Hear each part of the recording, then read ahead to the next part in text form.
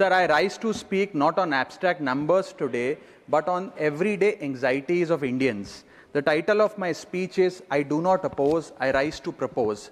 First, I propose joint filing of income tax return. Sir, Bharat का income tax structure individual based income tax वसूलता है, जिसके चलते regardless of your marital status, पति पत्नी अलग अलग इनकम कमाते हैं, इनकम टैक्स भरते हैं और इनकम टैक्स रिटर्न फाइल करते हैं।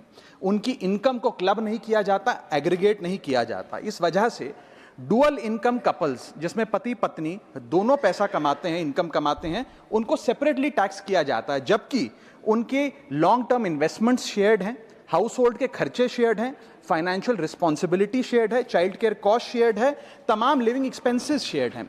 दुनिया के कई देशों में सर पति पत्नी को एक इकोनॉमिक यूनिट की तरह रिकॉग्नाइज किया गया और joint filing of income tax का प्रावधान दिया गया। लेकिन भारत में खर्चे स्पाउसेस शेयर करते हैं, लेकिन जब इनकम टैक्स भरने की बात आती है तो इनकम टैक्स डिपार्टमेंट दोनों को स्ट्रेंजर्स करार देता है। मैं आपको उदाहरण के माध्यम से समझाना चाहूंगा। सर समझिए कि दो परिवार हैं, एक ही शहर में रहते हैं, एक ही कंपनी में नौकरी करते हैं।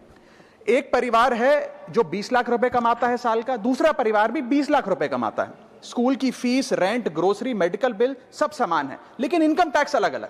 जैसे कि एक पति पत्नी है, राहुल और ऋचा, दोनों काम करते हैं। राहुल साल का 10 लाख कमाता है, ऋचा भी साल का 10 लाख कमाती है। इनकी कुल इनकम 20 लाख रुपए। क्योंकि 12 लाख रुपए तक की रिबेट पर असेसी इनकम टैक्स देता है, तो ना राहुल को इनकम टैक्स भरना पड़ता है क्योंकि उसकी आमदनी भी 12 लाख से कम 10 लाख है, और ना ही ऋचा को इनकम टैक्स भरना पड़ता है क्योंकि उसकी आमदनी भी 12 लाख से कम है, यानी कि हाउस होल्ड का टैक्स जीरो। दूसरा परिवार है नमन और नेहा। नमन साल का 20 लाख रुपए कमाता है और नेहा ने अपनी नौकरी छोड़ दी। वो घर पर बच्चे का ध्यान रखती है, माता पिता की जो बूढ़े हो गए उनका ख्याल रखती है। सर नमन और नेहा की भी फैमिली इनकम 20 लाख है, लेकिन क्योंकि इंडिविजुअल टैक्सेशन है, नमन को 20 लाख के हिसाब से, स्लैब के हिसाब से इनकम टैक्स भरना पड़ता है 1,92,400 रुपए, और वहीं नेहा क्योंकि उसकी इनकम नहीं, उसे टैक्स नहीं भरना पड़ता। यानी कि दो परिवार, सेम इनकम, लेकिन एक परिवार को कोई इनकम टैक्स नहीं भरना और दूसरे परिवार को 1,92,000 का टैक्स भरना पड़ता है। एक ही छत, एक ही किचन, एक ही हाउस होल्ड, एक ही बजट, लेकिन अलग अलग टैक्स। सर मुझे लगता है कि अगर जॉइंट फाइलिंग ऑफ आईटीआर होगा तो इन मैरिटल कपल्स को इनकम टैक्स की जो रिलीफ है वो ज्यादा मिल पाएगा। मैं दूसरा एग्जांपल देता हूं। एक मैरिड कपल है सर, जो दोनों पति पत्नी आईटी प्रोफेशनल्स हैं, नौकरी करते हैं, एक ही घर में रहते हैं, शेयर्ड एक्सपेंसेस हैं। पति 18 लाख रुपए साल का कमाता है, पत्नी 6 लाख रुपए साल का कमाती है, यानी कि कुल इनकम दोनों की 18 जमा 6 24 लाख। अब जब इनकम टैक्स भरने की बात आती है तो पति की क्योंकि इनकम 12 लाख से अधिक है, 16 लाख, वो अपने इनकम टैक्स के हिसाब से 1,50,000 रुपए का सालाना इनकम टैक्स भरता है, और वहीं पत्नी क्योंकि उसका 6 लाख रुपए इनकम है, वो कोई टैक्स नहीं भरती है। यानी कि 24 लाख रुपए की इनकम पे परिवार को 1.5 लाख रुपए का टैक्स भरना पड़ता है। यदि इनकी इनकम को क्लब कर दिया जाए और इनकी रिबेट्स को, एग्जेम्पशंस को भी क्लब कर दिया जाए, तो कुल आमदनी इनकी 24 लाख, कुल rebate 24 lakh, 24 minus 24, taxable income शून्य, इनकम टैक्स शून्य हो जाएगा। इसीलिए मैं प्रपोज करता हूं कि भारत में joint filing of income tax return लाया जाए, जिससे मैरिड कपल्स को ऑप्शन दिया जाए कि वे इंडिविजुअल फाइलिंग की साथ साथ जॉइंट फाइलिंग भी कर सकें। अगर ऐसा होता है तो हाउस होल्ड्स को एक इकोनॉमिक यूनिट की तरह रिकॉग्नाइज किया जाएगा, टैक्स इक्विटी दी जाएगी सिंगल इनकम हाउस होल्ड में और डुअल इनकम हाउस होल्ड में। थर्ड, सिंगल इनकम अर्नर को अनयूज्ड एग्जेम्पशन अपने स्पाउस की यूज करने का मौका मिलेगा। इनकम डाइवर्जन की प्रैक्टिस, जैसे परिवार में अपने इनकम ट्रांसफर की जाती है ताकि परिवार वाले रिश्तेदार का स्लैब एक्सप्लॉइट किया जा सके, वो प्रथा बंद होगी। और sir on a lighter note, ज्यादा लोग शादियां करेंगे ताकि वे इस इनकम टैक्स सेविंग का फायदा उठा सकें। सर इंटरनेशनल कंपैरिजन मैं करना चाहूंगा। यूनाइटेड स्टेट्स, जर्मनी, फ्रांस जैसे देशों में जॉइंट आईटीआर का सिस्टम लागू है। सर हमारा इनकम टैक्स स्ट्रक्चर कंपनियां रिकॉग्नाइज करता है, पार्टनरशिप रिकॉग्नाइज करता है, कॉर्पोरेशन रिकॉग्नाइज करता है, यहां तक कि हिंदू अनडिवाइडेड फैमिली को एज एन एसएससी रिकॉग्नाइज करता है। लेकिन हमारे समाज का मोस्ट फंडामेंटल इकोनॉमिक यूनिट, एक न्यूक्लियर फैमिली, पति पत्नी को as one single economic unit recognise नहीं करता, जो करना चाहिए। Sir my second submission is I propose remove tax on disability pension on armed forces। Sir एक सैनिक जब बॉर्डर पर गोली खाता है तो या तो वो शहीद हो जाता है, या यदि वो बच जाता है तो उसके शरीर का कोई अंग वो खो देता है, डिसेबल हो जाता है। इसके चलते सरकार उसे डिसेबिलिटी पेंशन देती है। ये कोई एहसान नहीं है, ये इनाम नहीं है, ये मुआवजा है, क्योंकि उसने देश की रक्षा करते हुए अपना एक अंग खो दिया, एक चीज अपनी जीवन, अब वो एक रिड्यूस्ड क्वालिटी ऑफ लाइफ जिएगा। लेकिन विडंबना है कि आज हम इस डिसेबिलिटी पेंशन पर भी इनकम टैक्स लगाने जा रहे हैं। इस यूनियन बजट 2026 में फाइनेंस मिनिस्टर ने tax exemption on disability pension को विड्रॉ किया है, और 1922 से डिसेबल पेंशन आर्म्ड फोर्सेस को जो दी जा रही थी उस पर कोई इनकम टैक्स नहीं था। पहली बार 1922 से लेके आज तक कोई इनकम टैक्स नहीं लगा, लेकिन अब हम उस पर इनकम टैक्स लगाने जा रहे हैं, जो कि ठीक नहीं है। मैं आपको एक उदाहरण के माध्यम से समझाना चाहूंगा। एक सोल्जर जो 20 साल का जब था, उसने भारतीय फौज को ज्वाइन किया। 25 साल सर्विस करने के बाद एक्सट्रीम कंडीशंस में उसने दिवाली बंकर में मनाई, ईद बॉर्डर पे मनाई, क्रिसमस के दौरान पेट्रोलिंग करी, अपने बच्चों के बर्थडे, अपनी मैरिज एनिवर्सरी, सुख दुख के मौके सब मिस किए।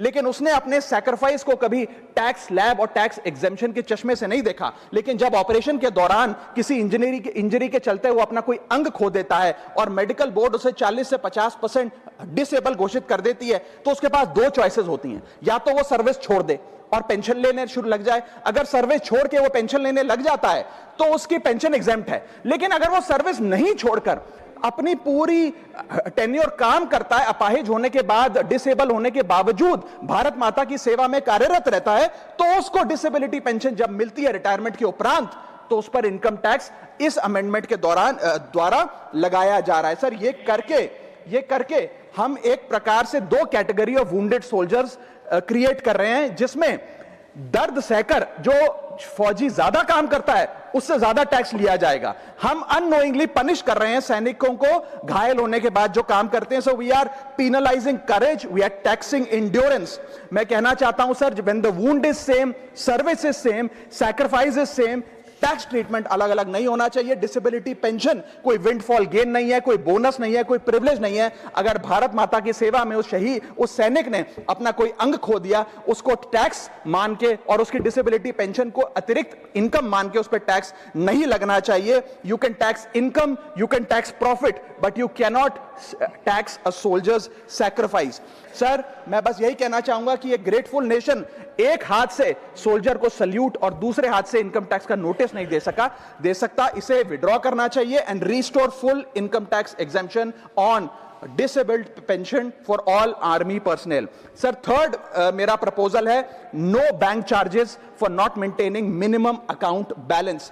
अभी सरकार ने कुछ ही दिन पहले लोकसभा में जवाब देते हुए बताया कि पिछले 3 वित्तीय वर्षों में फाइनेंशियल ईयर 22-23, 23-24, 24-25 में कुल मिलाकर बैंकों ने 19,000 करोड़ रुपए, आपने ठीक सुना सर, 19,000 करोड़ रुपए minimum account balance penalty bank account holder से वसूली है। ये सबसे स्मॉलेस्ट अकाउंट है, सबसे पुअरेस्ट बैंक अकाउंट होल्डर्स हैं, और इनका क्राइम क्या था कि इनके अकाउंट में मिनिमम अकाउंट बैलेंस नहीं था। जहां पब्लिक सेक्टर बैंक्स ने इन 3 सालों में 8,000 करोड़ और प्राइवेट सेक्टर बैंक ने 11,000 करोड़ रुपए वसूल। मैं आपको एक उदाहरण देना चाहता हूं सर। फर्ज करिए एक मजदूर जो 500 रुपए की दिहाड़ी कमाता है रोज, वो कई हफ्ते महीने सेव कर 6,000 रुपए इकट्ठा करता है, बैंक में खाता खोलता है बड़ी हिम्मत करके और 6,000 रुपए जमा करता है।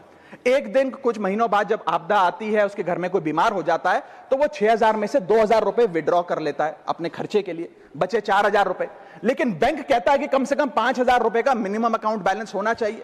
उस बेचारे गरीब को तो पता नहीं। जब वो 6 महीने बाद अपने ये 4,000 रुपए भी बैंक से लेने जाता है, तो पता लगता है कि 100 रुपए प्रति महीना के हिसाब से पिछले 6 महीने में बैंक ने 600 रुपए काट लिया। अब उसे बैंक 4,000 नहीं, मात्र 3,400 रुपए देकर चलता करता है।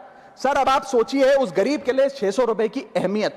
और बैंकों की हालत यह है कि कई बार तो ये चार्ज लगा लगाकर आपका बैलेंस नेगेटिव में पहुंचा देते हैं। इतना तो आपने जमा नहीं कराया जितना वो आपसे वसूल लेते हैं। Sir, poor persons balance falls below the minimum level, the bank should not treat this as a crime. मैं समाप्त कर रहा हूं sir. Sir, bank account are meant to give financial security. ये हमें फाइनेंशियल सिक्योरिटी की जगह आज फाइनेंशियल स्ट्रेस देते जा रहे हैं, और एक बैंकिंग सिस्टम को हमने ऐसी व्यवस्था में तब्दील कर दिया है जिसमें पॉवर्टी को पनिश किया जाता है। मैं समाप्त कर रहा हूं, आधे मिनट में खत्म कर दूंगा sir.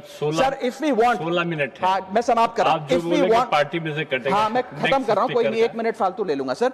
If we want more people to be a part of the banking system for financial inclusion, हमें स्मॉल सेविंग्स को प्रोटेक्ट करना होगा, ना कि पीनलाइज करना। आज देश में अर्बन बैंकों में, अर्बन ब्रांचेस में 5 से 10 हजार रुपए मिनिमम अकाउंट बैलेंस रखना पड़ता है, सेमी अर्बन में 3 से 4 हजार रुपए, और रूरल ब्रांचेस में 1 से 3 हजार रुपए रखना पड़ता है, जिसके चलते बैंक 50 से 600 रुपए के बीच में पर मंथ चार्ज लगाते हैं। उस चार्ज पर भी 18% जीएसटी वसूलते हैं। अंत में मैं बस इतना ही कहना चाहूंगा सर कि आज बैंक गरीब आदमी को पीनलाइज कर ज्यादा मुनाफा और रेवेन्यू कमा रहे हैं, ना कि और किसी सर्विस से, जिसके चलते आज गरीब आदमी और गरीब हो रहा है। मैं अंत में बस सरकार को कहूंगा कि ये मिनिमम अकाउंट बैलेंस की पेनल्टी को वेव ऑफ करिए। हम किसानों के लोन जैसे माफ करते हैं, वैसे बैंक चार्जेस एमएबी के समाप्त किए जाएं इस देश में, और गरीब को फाइनेंशियली इंक्लूड किया जाए।